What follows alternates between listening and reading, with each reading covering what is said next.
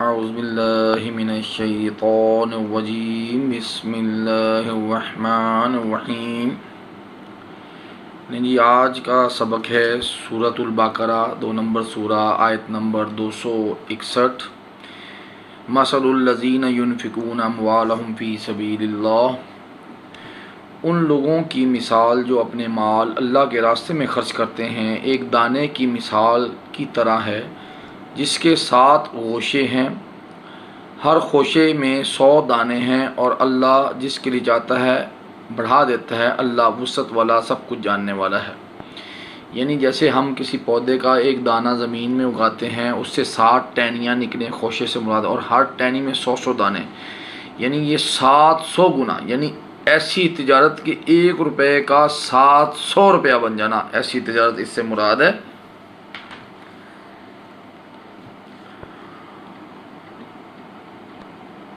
جو لوگ اپنے مال اللہ کے راستے میں خرچ کرتے ہیں، پھر انہوں نے جو خرچ کیا اس کے پیچھے نہ کسی طرح کا احسان جتلانا ہے اور نہ کوئی تکلیف پہنچانا، ان کے لیے ان کا اجر ان کے رب کے پاس ہے، اور ان پر نہ کوئی خوف ہے اور نہ وہ غمگین ہوں گے۔ آج کا جو ٹاپک 2 رکوع کا چلے گا وہ یہ سارا اللہ کے راستے میں خرچ کرنے کا، اور اس دل کے ساتھ خرچ کرنے کا جس پہ وہ اللہ تعالیٰ کے لیے، اس کو خوش کرنے کے لیے وہ اپنے خالص مال میں سے خرچ کرتا ہے، تو اس کے متعلق یہ سارا ٹاپک چلے گا۔ تو اس میں ساتھ نبی صلی اللہ علیہ وسلم کی احادیث بھی ساتھ بیان کروں گا۔ ابو ذر رضی اللہ تعالیٰ عنہ بیان فرماتے ہیں کہ رسول اللہ صلی اللہ علیہ وآلہ وسلم نے فرمایا، 3 آدمی ایسے ہیں کہ اللہ تعالیٰ ان سے قیامت کے دن کلام نہ کرے گا، بات ہی نہ کرے گا، اور نہ ان کی طرف دیکھے گا۔ اب جب اللہ نے ان بات نہیں کی، دیکھا نہیں، تو اپنی بخشش کا ان کا کیا وہ ذریعہ بن جائے گا، نہ انہیں پاک کرے گا، اور ان کے لیے عذاب علیم ہے۔ وہ 3 آدمی کون سے ہیں؟ رسول اللہ صلی اللہ علیہ وسلم نے 3 دفعہ یہ بات فرمائی، 3 دفعہ۔ تو ابو ذر رضی اللہ تعالیٰ عنہ نے عرض کیا، وہ تو ناکام اور نامراد ہو گئے یا رسول اللہ، ایسے وہ لوگ کون ہیں؟ آپ نے فرمایا، ایک کپڑا لٹکانے والا، جس کو ہم لوگ مذاق اڑاتے ہیں۔ اس بات اتنی بڑی بات ہے کہ جی ٹخنوں سے نیچے کپڑا لٹکانا، اس کو مذاق اڑایا جاتا ہے۔ آج کے مسلمان اس بات کو کوئی اہمیت ہی نہیں دیتے۔ اصل میں وہ تکبر کی وجہ سے کرتے تھے۔ وٹ ایور ایک چیز اتنی زیادہ اس کی ممانت آئی ہے کہ وہ ناکام اور نامراد ہو گئے ایسے لوگ، تو وہ لوگ اپنے ٹخنوں سے نیچے کپڑا لٹکا رہے ہیں اور کہہ رہے ہیں ہم مسلمان ہیں اور ہم نبی کی امتی ہیں اور ہم تو سارے یہ ہیں، اور یہ دین، ایسی باتیں نہ کریں آپ لوگ اس چیز کا۔ اور دوسرا وہ جو احسان جتلانے والا ہو، اور تیسرا وہ تاجر جو جھوٹی قسم کے ساتھ اپنا مال فروخت کرے۔ اب دیکھتے ہیں اکثر اللہ دی قسمیں ایتے اینے دی آئی ہے، یہ اس سے بچو، اس سے بچو، بڑی سخت وعید ہے اس کے اوپر، نبی صلی اللہ علیہ وسلم کی بات ہے، اور وہ کہیں سے کسی جگہ سے بخشش نہیں آئے گی۔ اگر یہ ایسا عمل کرتے ہو تو اس کی توبہ کر لو، مرنے سے پہلے اس کی توبہ کر لو۔ تو اگلی آیت ہے، اچھی بات اور معاف کر دینا اس صدقے سے بہتر ہے جس کے پیچھے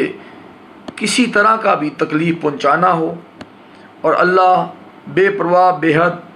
بردبار ہے۔ یعنی آپ اگر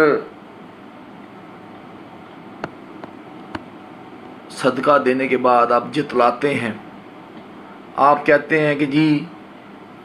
میں انہوں دیتا، خاندان میں باتیں، یہ چیزیں، اس میں سب سے بڑی وعید یہ ہے، آگے چل کے ہم پڑھیں گے اگلی آیتوں میں، کہ ایک ہاتھ سے دو اور دوسرے ہاتھ کو معلوم بھی نہ ہو، اور کس طریقے سے دینا، یہ ساری وضاحت ہوگی احادیث کے ذریعے سے کہ دینا کیسے چاہیے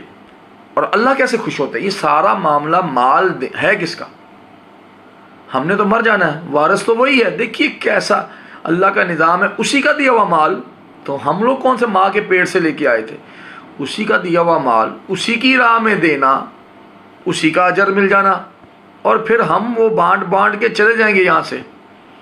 اور اگر دنیا کا نام رکھنے کے لیے ہم بانٹیں گے تو پھر دنیا میں تو نام ہو جائے گا، اور آگے چل کے ہم پڑھ رہے ہیں آج کے 2 ٹاپک، پھر اس کا کیا انجام ہوگا وہ بھی آپ دیکھیے گا۔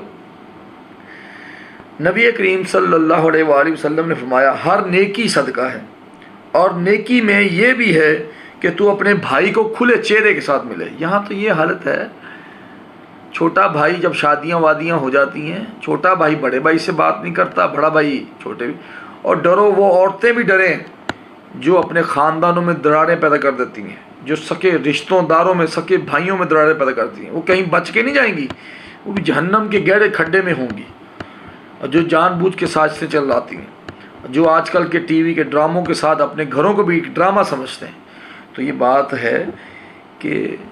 وہ اپنے بھائی کو کھلے چہرے سے، مسکراتے چہرے سے ویلکم کرتا، تو یہ بھی ایک بہت بڑا صدقہ ہے۔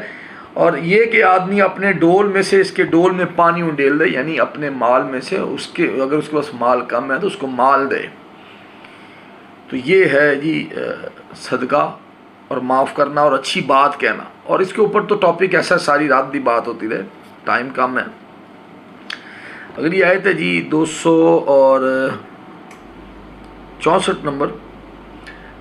اے وہ لوگوں جو ایمان لائے ہو، اپنے صدقے احسان رکھنے اور تکلیف پہنچانے سے برباد مت کرو۔ یہ جو ہوتا ہے نا، بقرہ عید پہ بار باندھتے ہیں بڑی بڑی گائیں پورے محلے کو دکھانے کے لیے، ٹھیک ہے نا، یہ اب رمضان آ رہا ہے تو پورے محلے میں وہ جی کر رہے ہیں۔ ایک ہوتا ہے آپ کی نیت یہ ہے، آپ غریبوں میں جن کے پاس نہیں ہے ان کو دے رہے ہو کہ اللہ راضی ہو جائے، اور ایک یہ آپ کی نیت ہوتی ہے کہ محلے والوں کو پتہ چلے کہ اسی بڑا ونڈنے ہیں، سارے خاندان والوں کو پتہ چلے کہ اسی بڑا ونڈ۔ اگر خاندان میں کسی چھوٹے بھائی کی اس نے ہیلپ کر بھی دی تو شادی اور ہر مرگ پہ وہ یہ کہتا پھر رہا ہے کہ میں تو وہ ماڑا سی تو میں وہی مدد کر دیتی، تو وہ دنیا میں تو عزت پا لے گا، آخرت میں اس کا یہ مال، یہ پیسہ، یہ سارا بانٹنا یہ برباد ہوگا، کچھ نہیں ملے گا۔ اس شخص کی طرح جو اپنا مال انسانوں کو دکھاوے کے لیے خرچ کرتا ہے اور اللہ اور یوم آخرت پر ایمان نہیں رکھتا، تو اس کی مثال ایک صاف چٹان کی سی مثال ہے جس پر تھوڑی سی مٹی ہو، پھر اس پر ایک زوردار بارش برسے، پس اسے ایک سخت چٹان کی صورت میں چھوڑ جائے، وہ اس میں سے کسی چیز پر قدرت نہیں پائیں گے جو انہوں نے کمایا۔ اللہ کافر لوگوں کو ہدایت نہیں دیتا۔ ایسے لوگوں کو اللہ نے کافر کہا ہے جو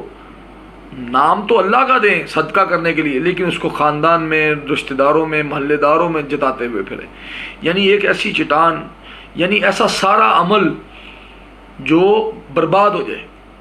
جو خالی ہو جائے، ایسا عمل جو برباد ہو جائے، وہ اس سے اللہ تعالیٰ نے مثال دی ہے چٹان کے ساتھ۔ اور ان لوگوں کی مثال جو اپنے مال اللہ کی رضا چاہتے ہوئے اور اپنے دلوں کو ثابت رکھتے ہوئے خرچ کرتے ہیں، اس باغ کی سی مثال ہے جو کسی اونچی جگہ پر ہو، جس پر ایک زوردار بارش برسے تو وہ اپنا پھل دگنا دے، پس اگر اس پر زور کی بارش نہ ہو بھی برسے تو کچھ شبنم ہی صحیح، جو صبح کے ٹائم تھوڑا سا پانی، اور اللہ جو کچھ تم کر رہے سے خوب دیکھنے والا۔ یہ ہر بات کے اینڈ پہ نا، اکثر آپ قرآن میں اکثر آیات کے آخر میں یہ دیکھیں گے کہ اللہ تعالیٰ یہ تنبیہ بھی کر رہے ہیں آپ کو کہ جو بھی تم کر رہے ہو نا، میں اس کو دیکھ رہا ہوں۔ تو لہٰذا آپ جب بانٹ بھی رہے ہیں یا کوئی چیز اللہ کی راہ میں تقسیم کر رہے ہیں، اور جب آپ اس کو جتا رہے ہیں، تو یہ بھی ذہن میں رکھیے کہ اللہ آپ کی اس بات کو بھی دیکھ رہے ہیں۔ تو اب یہ مثال یہ ہے کہ اگر کوئی ایسی اچھی زرخیز جگہ پہ باغ ہو، اونچی جگہ پہ، سے مراد یہ کہ بارش کے قریب ہو، اور وہاں پہ بہت زوردار بارش برسے تو وہ دگنا پھل لائے، جیسے ہم نے پہلی آیت پڑھی، 1 سے لے کے 700 گنا تک اللہ اجر دیتے ہیں، ڈپینڈ آن آپ کی نیت، آپ کی نیت کیسی تھی اللہ کی راہ میں بانٹنے کی۔ تو اگر بارش نہ بھی ہو تو جو صبح کی ہلکی سی شبنم کی پھوار ہوتی ہے، اس سے بھی وہ پھل لے آئے، یعنی ایسا وہ جو بندہ اللہ کو راضی کرنے کے لیے خرچ کرے، اس کی یہ مثال کہ وہ اس کو باغ میں، یہ مخلص ایمان والوں کی مثالیں ہیں جو اس طرح کرتے ہیں۔ کیا تم میں سے کوئی پسند کرتا ہے کہ اس کا کھجوروں اور انگوروں کا ایک باغ ہو جس کے نیچے سے نہریں بہتی ہوں، اس کے لیے اس میں ہر قسم کے کچھ نہ کچھ پھل ہوں، اور اسے بڑھاپا آ پہنچے اور اس کے کمزور بچے ہوں، پھر اسے ایک بگولا آ پہنچے جس میں سے ایک آگ ہو جائے، ایک آگ ہو تو وہ بالکل جل جائے، اسی طرح اللہ تمہارے لیے آیات کو کھول کر بیان کرتا ہے تاکہ تم سوچو۔ یعنی ایک ساری زندگی آپ نے ایک باغ بنایا اور اس کے ساتھ آپ ساری زندگی کھاتے رہے، اور جب بڑھاپا آیا، آخری وقت آیا، تو وہ باغ برباد ہو جائے۔ یہ اس طرح ہے جو دکھلاوے کے لیے عمل کرتا رہتا ہے نا، ساری زندگی لوگوں کو دکھلاوے کے لیے عمل کرتا رہتا ہے، اس کا باغ برباد ہو جاتا ہے۔ یہ اس طرح ہے۔ تو یہ بات اس میں اللہ تعالیٰ نے اس کی ساتھ وضاحت کے ساتھ بتائی ہے۔ نبی کریم صلی اللہ علیہ وسلم کی اس حدیث کے ساتھ میں آپ کو اس کی اور وضاحت مل جائے گی۔ رسول اللہ صلی اللہ علیہ وآلہ وسلم نے فرمایا، بندہ لوگوں کی نگاہ میں جنتیوں کے سے عمل کرتا رہتا ہے حالانکہ وہ دوزخی ہوتا ہے، اور بعض دفعہ بندہ لوگوں کی نگاہ میں دوزخیوں کے سے عمل کرتا ہے حالانکہ وہ جنتی ہوتا ہے، اور اعمال کا دار و مدار تو آخری وقت کے اعمال پر ہے۔ ساری زندگی اس نے لوگوں کو بتایا میں تو بڑا مال خرچ کر رہا ہوں، یہ کر رہا ہوں، لیکن وہ دنیا کے لیے تھا۔ آخری وقت میں وہ برے عمل اس کے سامنے آنے شروع ہو گئے۔ اور اسی طرح بعض اوقات لوگ کسی کو برا سمجھتے ہیں کہ یار ہے پتہ نہیں کیا غریب آدمی، کیا معاملہ ہے اس کے، یہ تو کچھ خرچ نہیں کرتا، لیکن وہ جب بھی ایک کھجور بھی دیتا ہے تو وہ خالص اللہ کو راضی کرنے کے لیے دیتا ہے۔ تو ایسے لوگوں سے اللہ تعالیٰ خوش ہوتا ہے، اور یہ ہے وہ بات۔ اگلی آیت ہے، اے لوگوں جو ایمان لائے ہو ان پاکیزہ چیزوں میں سے خرچ کرو جو تم نے کمائی ہیں، اور ان میں سے بھی جو ہم نے تمہارے لیے زمین سے نکالی ہیں، اور اس میں سے گندی چیز کا ارادہ نہ کرو جسے تم خرچ کرتے ہو حالانکہ تم اسے اپنے لیے کسی صورت لینے والے نہیں ہو، مگر یہ کہ اس کے بارے میں آنکھیں بند کر لو اور جان لو بے شک اللہ بڑا بے پرواہ اور بے حد خوبیوں والا ہے۔ اس میں بھی وہی ٹاپک، اسی طرح ہی وہ معاملات۔ جو شخص بھی اللہ کو راضی کرنے کے لیے خرچ کر رہا ہوگا نا، وہ ہمیشہ خالص مال میں اچھی چیز کو اللہ کی راہ میں دے گا، اچھے معاملات کرتا ہوا، اس کی ہر نیت بھی اچھی ہوگی۔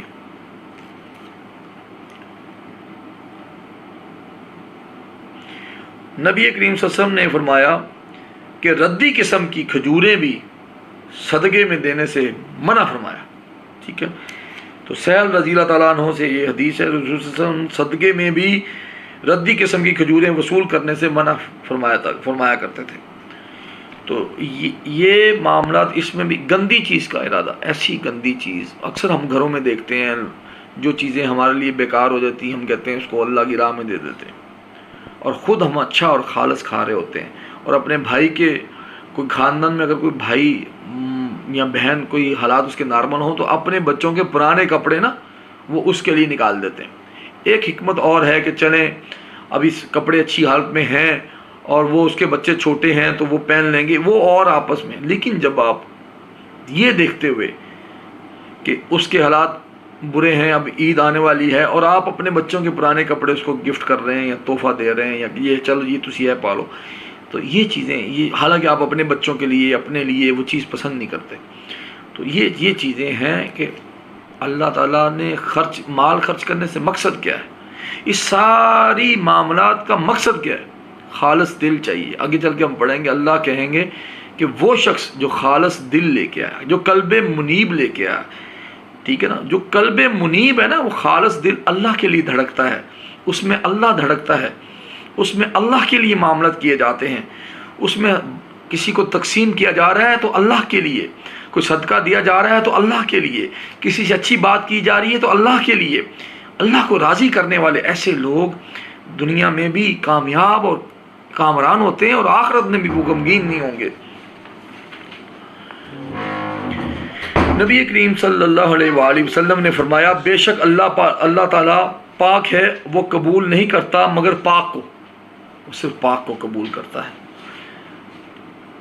رسول اللہ صلی اللہ علیہ وآلہ وسلم نے فرمایا، بے شک اللہ پاک ہے، وہ قبول نہیں کرتا مگر پاک کو۔ تو یہ بھی حدیث اسی معاملے کے ساتھ، اور نبی صلی اللہ علیہ وسلم کی تو زندگی جو ہے وہ اللہ کی راہ میں تقسیم کرتے ہوئے، اور صحابہ کی آپ دیکھتے ہیں وہ کس طرح تقسیم کرتے تھے، ہم پڑھتے جا رہے ہیں، اور جس طرح اللہ تعالیٰ نے اس میں ساری وضاحت، یعنی ہمارا دین بڑا صاف ستھرا ہے، ہمارا دین بڑا صاف ستھرا ہے، وہ ہر چیز کی وضاحت کرتا ہے۔ یہاں بانٹنے کا مکمل حکم ہے، لیکن اکثر ہم دیکھتے ہیں ہمارے علماء کی بھی شاید کچھ مجبوریاں اس قسم کی ہیں کہ وہ مسجد سے باہر نکلتے ہی نہیں۔ ہونا تو یہ چاہیے تھا، مساجد تو ایسی ہوتی تھیں کہ لوگ مسجد نبوی میں لا کر اپنا مال جو صدقہ کرنا ہوتا تھا وہ وہاں رکھ دیتے تھے اور لوگ اس میں سے کھاتے تھے۔ ایسا تو کچھ ہو ہی نہیں رہا۔ مسجد میں جتنا بھی مال دے دو، قاری صاحب، امام صاحب اس مسجد کے کسی بھی مسلک کے ہوں، اسی مسجد کے اوپر ہی لگا دیتے ہیں۔ وہاں سے غریبوں کو، محتاجوں کو جو سوال نہیں کرتے، کم الا ماشاء اللہ کم لوگ ایسی مساجد ہیں۔ ہونا تو یہ چاہیے مساجد ایسے گڑھ ہوں جہاں پہ لوگ صدقہ اس لیے ان کی ذمہ داری میں دے رہے ہوں کہ وہ ذمہ دارانہ طریقے سے جو لوگ چمٹ کے سوال نہیں کرتے ان کو تقسیم کر رہے ہوں، وہاں پہ کھانے مل رہے ہوں، وہاں پہ معاملات ہو رہے ہوں۔ ایسا بہت کم، بہت کم۔ کیوں؟ اس کی ریزن یہ ہے کہ جو بھی دو وہ وہاں اس مسجد کے لیے کم ہے، اسی کی ٹائلیں لگا دو، اسی کے یہ اس لیے نہیں ہوتے مسلمانوں کے صدقات، اس لیے زکاتیں اور صدقات اور نفلی صدقات نہیں ہوتے کہ مسجد کے اے سیوں کے بل دیے جائیں۔ یہ تو آپ اپنے استعمال میں لا رہے ہو، تو اپنے آپ کو سہولت دے رہے ہو، اس لیے نہیں ہوتے۔ یہ تو ہوتے ہیں جن لوگوں کو ساتھ مصیبت ہے، جن کے اوپر پرابلم ہے، ہم آگے چل کے پڑھیں گے، ان کو تقسیم کیا جائے۔ تو رمضان کا بھی بڑا سیزن لگتا ہے اور بڑے پیسے اکٹھے ہوتے ہیں۔ شیطان تمہیں فقر کا ڈراوا دیتا ہے اور تمہیں شرمناک بخل کا حکم دیتا ہے۔ اللہ تمہیں اپنی طرف سے بڑی بخشش اور فضل کا وعدہ دیتا ہے، اللہ وسعت والا، سب کچھ جاننے والا ہے۔ میرا کہنے کا مقصد پچھلی آیت کی تفسیر میں یہ نہیں تھی کہ آپ مساجد میں نہ دیں، لیکن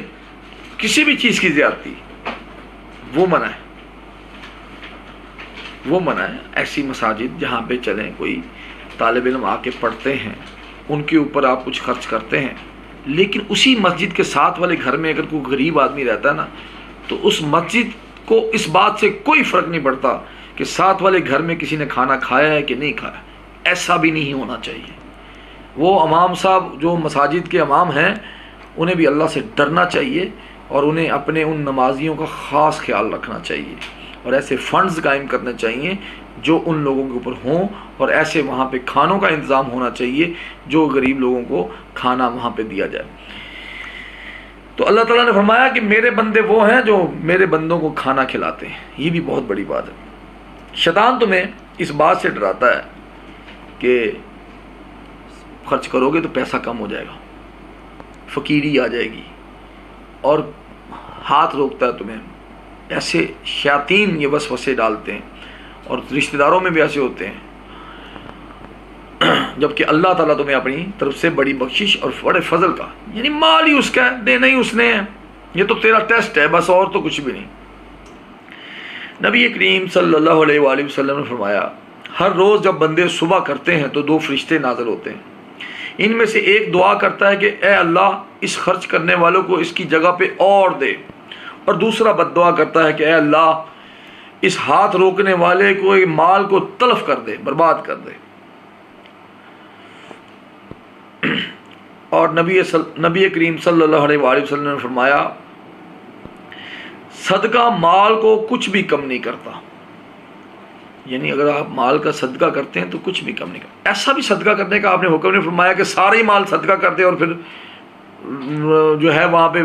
بیچارہ بن کے بیٹھا رہے، ایسا بھی نہیں۔ ایک لمٹ ہے، آپ اس میں سے صدقہ کیجئے، کرتے رہیے۔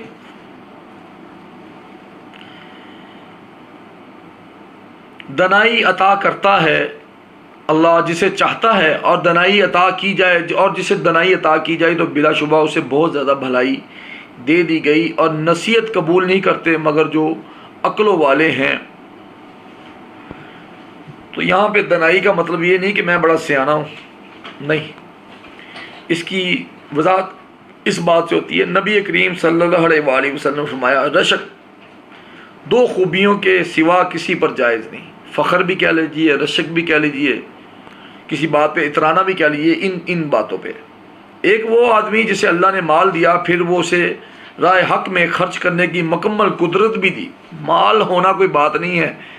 یہ جو دوسری بات ہے نا، یہ آپ کے پاس مال کو خرچ کرنے کی قدرت، دل کہ اللہ کا مال میں اللہ کی راہ میں لگا سکوں، یہ بھی ضروری ہے، یہ نہیں پایا جاتا اکثر۔ اور ایک وہ آدمی جسے اللہ نے حکمت عطا کی تو وہ اس کے مطابق فیصلے کرتا ہے، دوسروں کو تعلیم دیتا ہے۔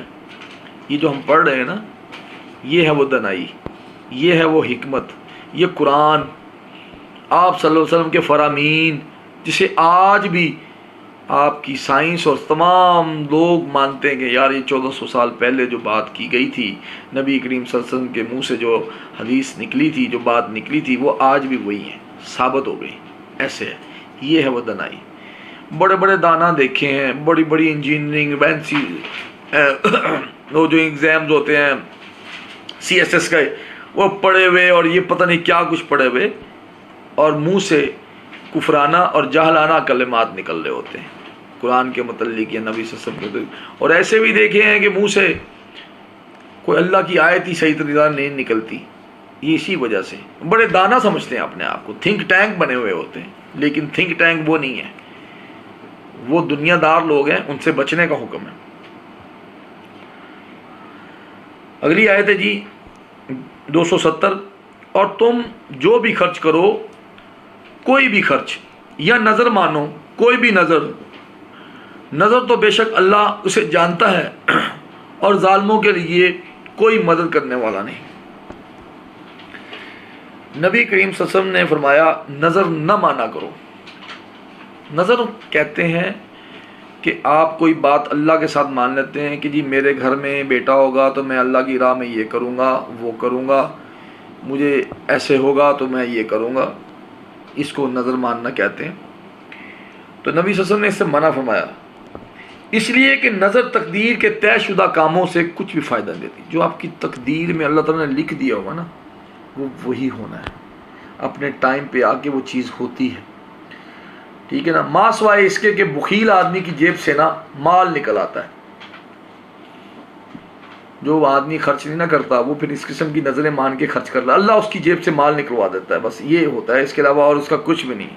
اور اگر نظر جو ہے وہ گناہ کے کاموں میں نہیں ماننی، جائز ہی نہیں ہے، بالکل بھی جائز نہیں۔ ویسے تو یہ مکروہ سا کام ہے، لیکن اس کو بالکل جائز نہیں رکھا۔ نبی صلی اللہ علیہ وسلم نے فرمایا کہ نظر گناہ کے کام میں بالکل پوری کرنی جائز نہیں ہے، اور اگر نظر پوری نہ کر سکے تو اس کا وہی کفارہ ہے جو قسم کا کفارہ ہے۔ آگے چل کے ہم اس کے بارے میں بھی پڑھیں گے۔ آیت نمبر 271۔ اچھا یہ پہلے اس میں آیت نمبر 271، اگر تم صدقے ظاہر کرو تو یہ اچھی بات ہے، اور اگر انہیں چھپاؤ اور انہیں محتاجوں کو دے دو تو تمہارے لیے یہ زیادہ اچھا ہے، اور یہ تم سے تمہارے کچھ گناہ دور کرے گا، اور اللہ اس سے جو تم کر رہے ہو پوری طرح باخبر ہے۔ تو صدقات کو ظاہراً بھی دے سکتے ہیں، یہ نہیں کہ آپ ظاہراً نہیں دے سکتے، چھپا کے دیں، ظاہراً بھی دیا جا سکتا ہے، لیکن جتایا نہ جائے، مقصد یہ ہے، اور خالص نیت آپ کی یہ ہو کہ میں اپنے مال کو پاک کرنے کے لیے، اللہ کو راضی کرنے کے لیے صدقات دے رہا ہوں۔ ان محتاجوں کو بھی دے سکتے ہیں، اور آگے جا کے اس کی بھی وضاحت ہے کہ کس قسم کے محتاجات، کون محتاج ہے۔ اب یہ بہت لمبی حدیث ہے۔ رسول اللہ صلی اللہ علیہ وسلم نے ان 7 آدمیوں میں سے جن کو عرش کا سایہ نصیب ہوگا، ایک وہ شمار کیا ہے جس نے دائیں ہاتھ سے صدقہ کیا اور اسے چھپا کر کیا، حتیٰ کہ بائیں ہاتھ کو بھی معلوم نہیں کہ دائیں ہاتھ نے کیا خرچ کیا۔ تو اس طرح یہ جو ہے یہ صدقات ہے۔ ایک لمبی حدیث اور بھی ہے، جس طرح اس میں ایک رات خفیہ صدقہ جو ہے ایک چور کو، ایک رات ایک زانیہ کو، ایک رات میں ایک غنی کو دے دیا گیا تھا۔ تو یہ حدیثیں آپ نے اکثر سنی ہوئی ہوں گی۔ تو صدقات کو اس طرح دیجئے، ببرکت مہینہ رمضان کا بھی آ رہا ہے، کہ اگلے کی دل آزاری نہ ہو۔ ان ساری آیات سے مقصد یہ ہے کہ اگلے کی دل آزاری نہ ہو، اس کا اچھالا نہ جائے کہ یہ ماڑا آدمی تھا، اس کی میں نے مدد کر دی۔ اس کو بالکل اللہ کا قرب حاصل کرنے کے لیے، اللہ کو راضی کرنے کے لیے، اپنے لیے آگے اپنی کرنسی بنانے کے لیے، اپنے لیے اجر و ثواب کے لیے یہ صدقات جو ہیں وہ یہ دینے چاہیے۔ ایک حدیث ہے کہ ایک روز نبی صلی اللہ علیہ وسلم اپنے گھر آئے تو حضرت عائشہ رضی اللہ تعالیٰ عنہما سے پوچھا کہ جو مال، جو صدقات وغیرہ، جو مال بھی تھا گھر میں، جو میں نے بھیجا تھا، کوئی مال آپ نے بھیجا یا کوئی چیز بھیجی تو اس میں سے کیا بچا ہوا ہے؟ تو انہوں نے کہا کہ میں نے تو سب بانٹ دیا ہے، بس یہ کچھ بچ گیا ہے، کچھ پلیٹ یا کچھ تھوڑا سا کھانا کو بچ گیا ہے۔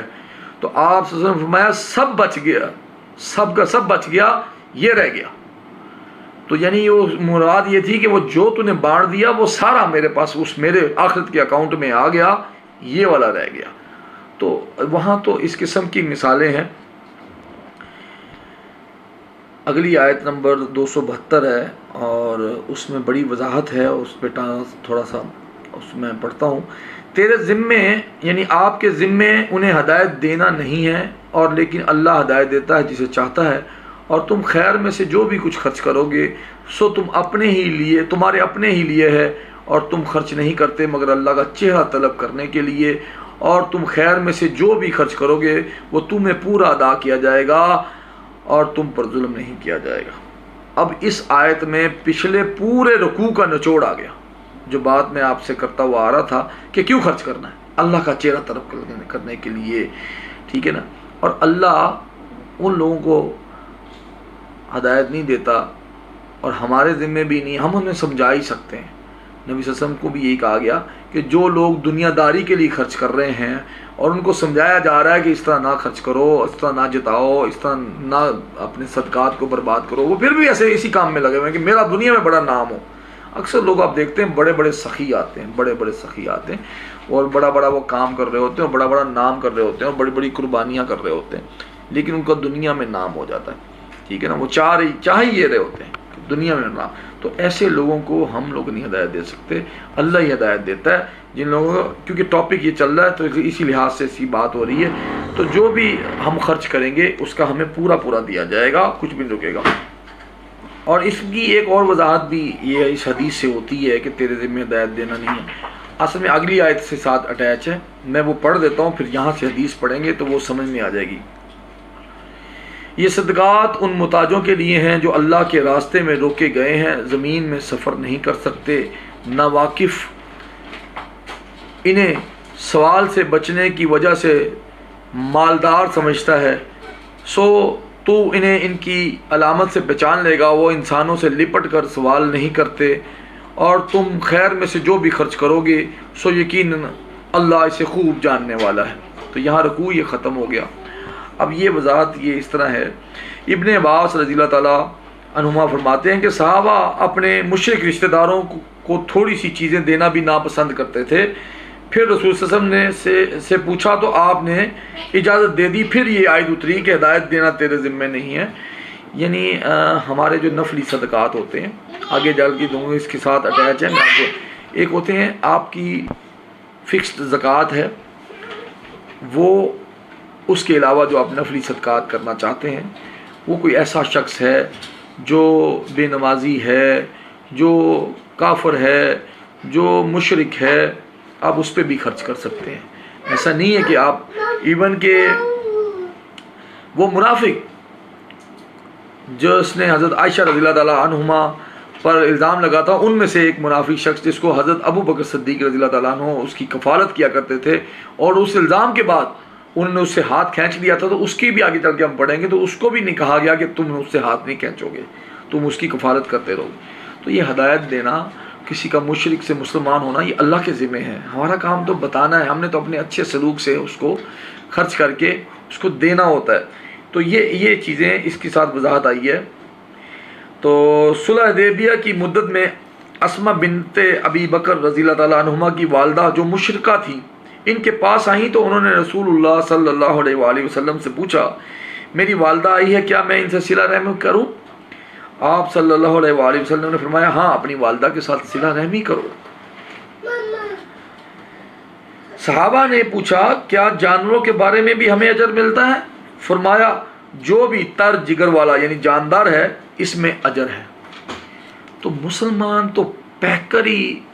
صلہ رحمی کا ہوتا ہے، وہ مشرک کے اوپر بھی خرچ کر رہا ہوتا ہے اللہ کو راضی کرنے کے لیے۔ آپ اپنے گرد و نواح میں، اپنے محلے میں دیکھیے، اور جو لوگ نماز نہیں پڑھ رہے ہوتے، کئی دفعہ میں نے یہ دیکھا ہے کہ لوگوں کی طبیعت اس قسم کی ہوتی ہے کہ نہیں جی وہ تو اس کی مدد نہیں کرنی چاہے وہ کتنا بھی برا ہے، کہ جی یہ تو نماز نہیں پڑھتا، یہ تو فلاں نہیں، ایسی باتیں دل آزاری کر کے کیا وہ نماز پڑھ لے گا؟ دل آزاری کر کے کسی کی کیا وہ قرآن کی طرف لا سکو گے؟ آپ صدقے کو اس طرح خرچ کرو، اس طرح اس کے اوپر مشرک کے اوپر بھی خرچ کرو کہ وہ آپ کے دین سے متاثر ہو، وہ آپ کی طبیعت سے متاثر ہو، وہ آپ کے اخلاق سے متاثر ہو، وہ آپ کی خرچ کرنے کی عادت سے متاثر ہو کہ پتہ بھی نہ چلے، آپ اس کو جا کے خرچ کر کے دیں۔ تو یہ چیزیں ہیں، میں نے اللہ تعالیٰ ایسے لوگوں کو اور دے جو اس مصیبت کے وقت میں جب لوگ گھروں میں بیٹھے ہیں، آج کا جو دور ہے، اور اس میں جا کے لوگوں کو خرچ کر رہے ہیں، یقین کریں دل سے دعا نکلتی ہے ایسے لوگوں کے لیے، اللہ ان کو اور دے جو اس کام میں، اس کار خیر میں لگے ہوئے ہیں، جو لوگوں کو راشن دے رہے ہیں کسی طرح بھی چھپ کے چھپا کے، اور اللہ کی راہ میں خرچ کرنے والے لگے ہوئے ہیں۔ تو یہ اللہ تعالیٰ اور وہ جانتے ہیں کہ یہ مال انہیں 700 گنا ہو کے جا کے ملے گا۔ یہاں سے تو ہم نے چلے جانا ہے ساری زندگی، آپ ایک چھوٹے سے گھر جس کی کیا وقت ہے، 10 مرلے کنال، 5 مرلے 3 مرلے 10 کنال، یہ کیا جگہ ہے؟ کچھ بھی نہیں،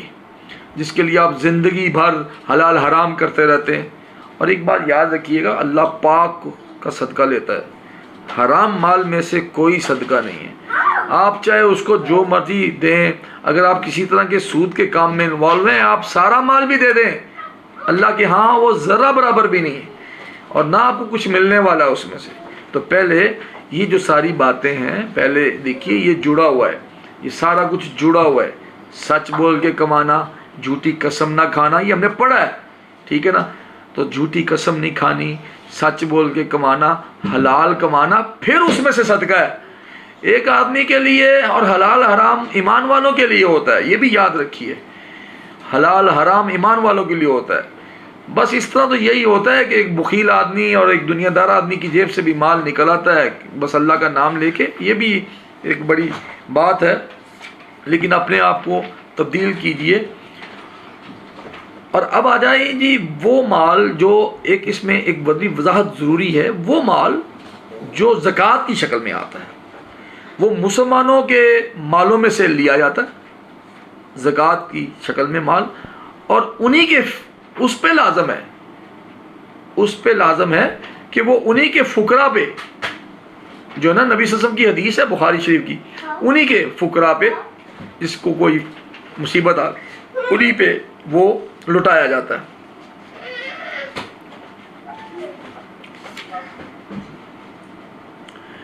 تو اگلی آیت ہے جی، انہیں سوال سے بچنے کی وجہ سے تو مالدار، ناواقف آدمی انہیں سوال کے بچنے کی وجہ سے مالدار سمجھتا ہے۔ یہ بھی ایک بڑی وضاحت ہے اسی آیت کا آخری پارٹ، کہ ایک بڑا ہم کامن دیکھتے ہیں، یہ جو مانگتے ہوئے نظر آ رہے ہوتے ہیں چوکوں میں، یہ آپ سب جانتے ہیں آج کل کے دور میں آپ کو اس کی وجہ، یہ مافیاز ہیں، ان کی نفی کیجیے۔ ان بچوں کو رکھا جاتا ہے، ان کو گھروں سے بھگوایا جاتا ہے، ان کی ہاتھ پاؤں توڑے جاتے ہیں، ان کو مافیا نے ہینڈل کیا ہوا ہے۔ ان کو دے کے آپ اس مافیا کو بڑھا رہے ہیں،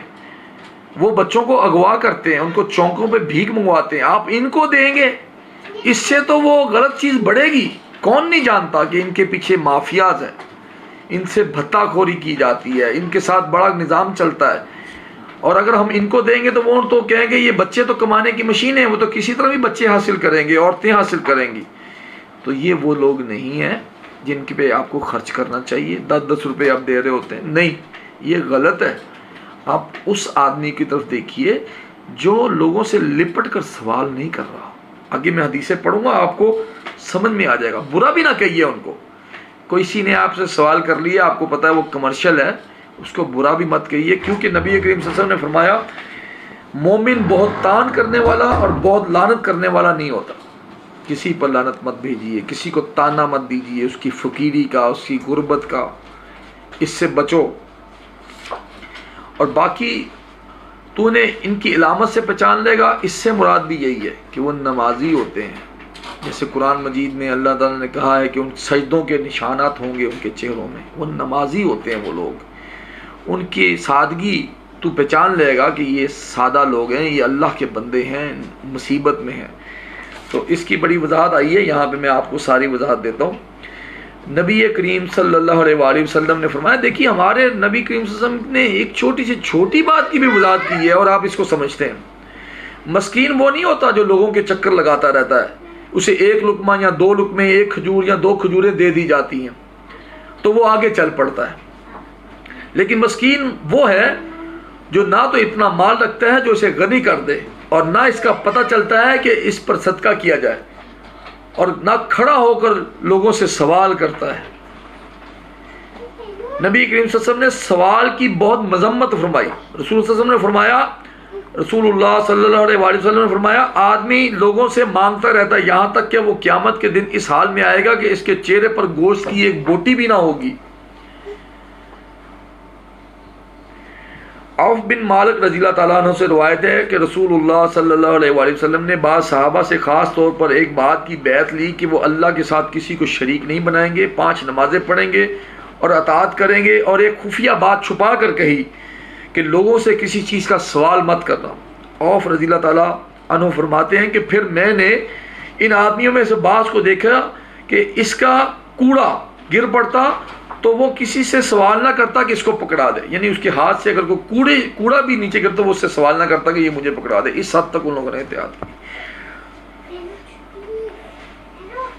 اب آ جائے یہ بھی بڑا ضروری ہے، تو پھر سوال کس بات پہ سوال کرنے کی اجازت ہے یہ بھی ہے۔ نبی کریم صلی اللہ علیہ وسلم نے 3 آدمیوں کے لیے سوال کی اجازت دی ہے۔ ایک وہ جس نے کسی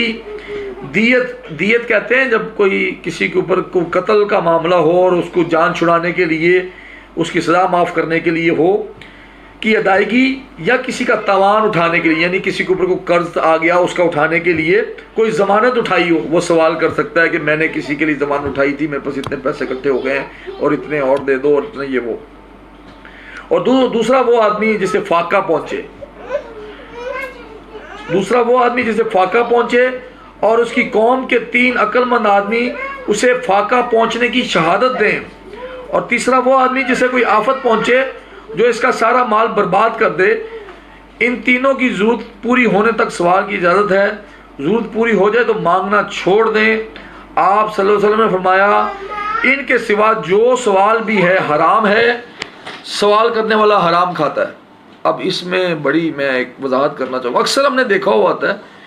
واللہ عالم بات صحیح ہوتی ہے کہ غلط ہوتی ہے، انہوں نے ہاتھ میں ڈائریاں پکڑی ہوئی ہوتی ہے کہ ہم فلاں مدرسے سے آئے ہیں، نہ اس مدرسے کو کوئی جانتا ہے۔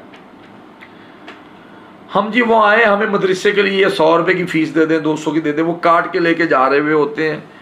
اور ہمارے ہاں آپ کے سامنے جو حالات ہیں وہ کو معلوم بھی نہیں۔ آپ نے اگر کسی مدرسے کو بھی دینا تو اپنے قریبی، پہلے تو وہ سب سے پہلے آپ نے یہ دیکھنا ہے کہ آپ کے رشتہ داروں میں تو نہیں کوئی ایسا شخص جس کے اوپر فقر و فاقہ آیا ہوا، کوئی مصیبت آئی ہوئی ہے، کوئی پریشانی آئی ہوئی ہے، اور آپ گھر میں سکون سے کھا رہے ہیں۔